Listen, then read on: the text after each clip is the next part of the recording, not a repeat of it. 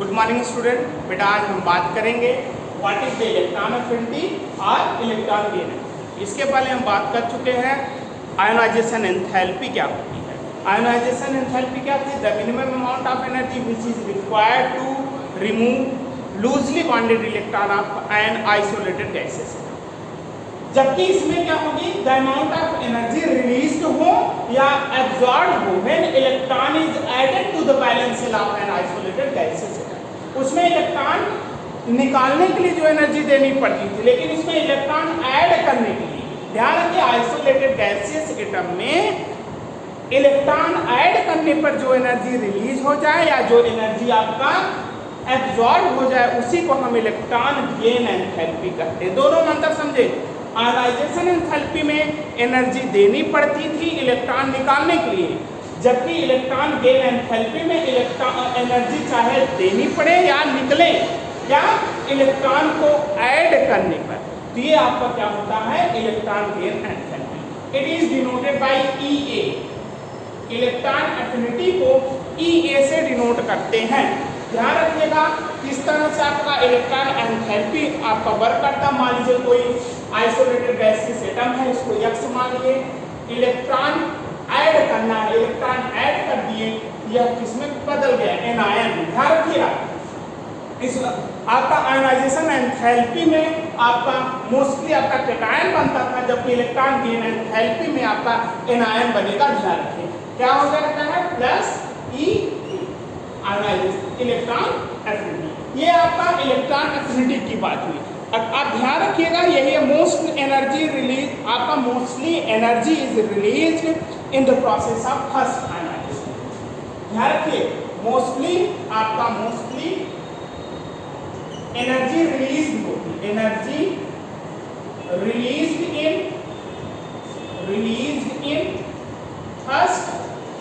First electron affinity.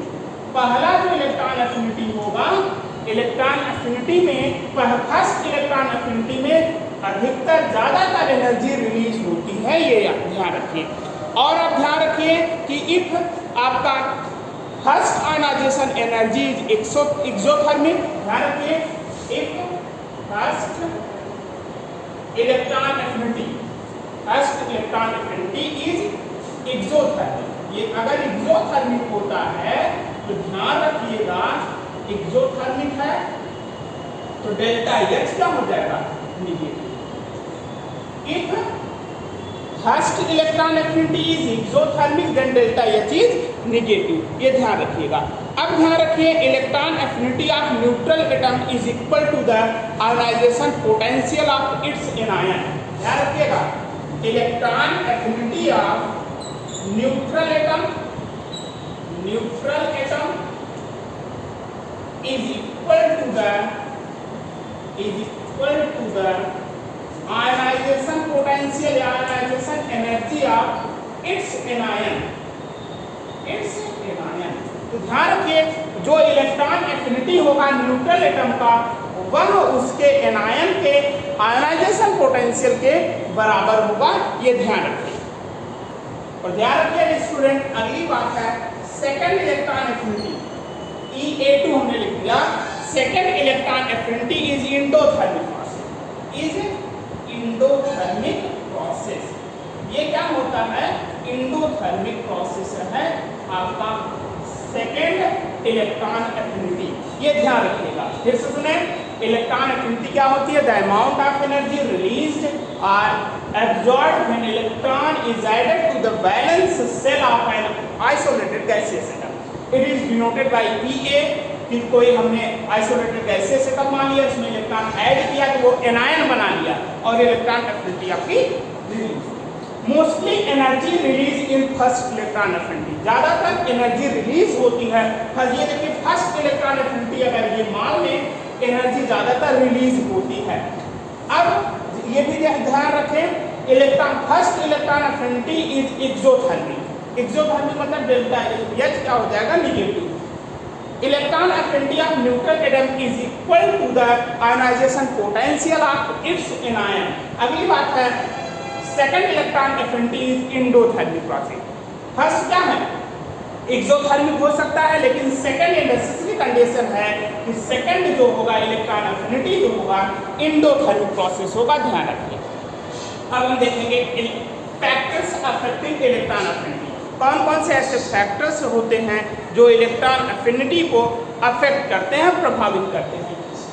One by one देखेंगे। पहला आपका होगा एटॉमिक साइज। एटॉमिक साइज तो ध्यान दें student, electron affinity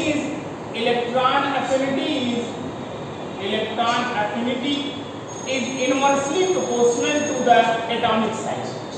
Inversely proportional to the atomic size. Inversely proportional कहने का मतलब जिसकी एटॉमिक साइज कम होगी इलेक्ट्रॉन एफिनिटी उसके लिए अधिक, जिसकी एटॉमिक साइज अधिक होगी उसके लिए इलेक्ट्रॉन एफिनिटी कम होगी। कहने का मतलब क्या है, एक बड़ा होगा दूसरा छोटा, ये ध्यान रखिए। ये एटॉमिक साइज की डिपेंडेंसी के बेसिस पे है, ये ध्यान रखिए। सेकंड आपका है स्क्रीनिंग इफेक्ट। पहला एटॉमिक साइज, सेकंड आपका है स्क्रीनिंग इफेक्ट। स्क्रीनिंग इफेक्ट आपको बताया भी गया है, स्क्रीनिंग कांस्टेंट ये भी इनवर्सली प्रोपोर्शनल होता है। देखें इलेक्ट्रॉन एफिनिटी ऐसे लिख दें, EA is inversely proportional to the screening effect। Screening constant का बताया गया है, ये स्क्रीनिंग इफेक्ट के जो होता है इनवर्सली प्रोपोर्शनल होता है।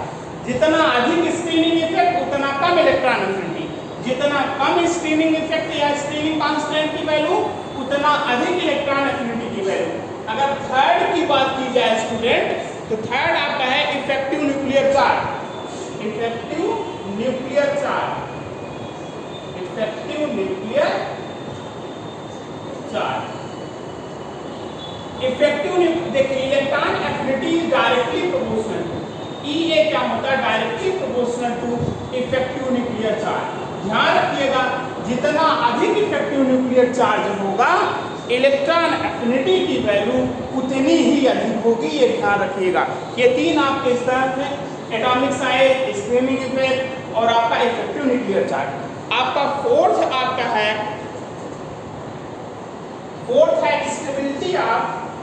स्टेबिलिटी ऑफ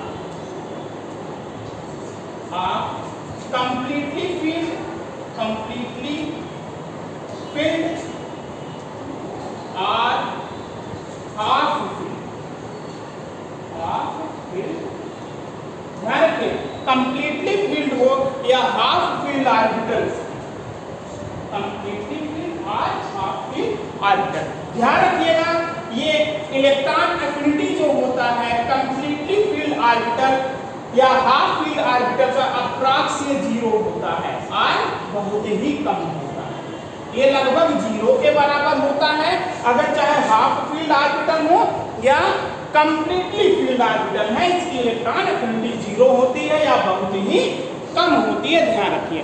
अगली बात हम करते हैं कि क्या कुछ इसमें पीरियड्स और ग्रुप में क्या कुछ बदलाव होता है इलेक्ट्रॉन एफिनिटी को लेकर। वन बाय वन हम पीरियड और ग्रुप की भी देखते हैं, ध्यान देखें स्टूडेंट। इन पीरियड की अगर बात की जाए electron affinity increases along the period में जैसे जैसे हम आगे बढ़ेंगे इलेक्ट्रॉन एफिनिटी बढ़ती है due to decrease in atomic size. Atomic size के डिक्रीज होने की वजह से इलेक्ट्रॉन एफिनिटी क्या होती है आपका, ये ध्यान रखिए, इंक्रीज करती है। और अगली बात है halogens possess maximum electron affinity due to small size. Halogens के पास जो होते हैं सबसे अधिक इलेक्ट्रॉन एफिनिटी होती है, ये ध्यान रखिएगा। इलेक्ट्रॉन एफिनिटी आप second A and noble gas, second ए के एलिमेंट कौन कौन से हैं ध्यान रखिए। बेरिलियम आपका क्या होगा, बेरिलियम, मैग्नीशियम आपका, ये सब जो हैं वो सेकंड ग्रुप के एलिमेंट है। सेकंड याद है ना,